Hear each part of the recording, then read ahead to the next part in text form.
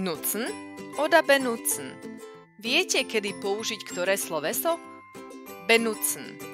Benutzen povieme najčastejšie, keď používame nejaké nástroje, Werkzeuge alebo prístroje, Geräte.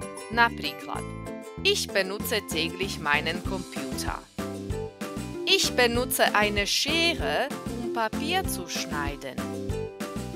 Nutzen použijeme, keď rozprávame o abstraktných veciach, ktorých sa nevieme fyzicky dotknúť. Wir nutzen die Sonne für Solarenergie.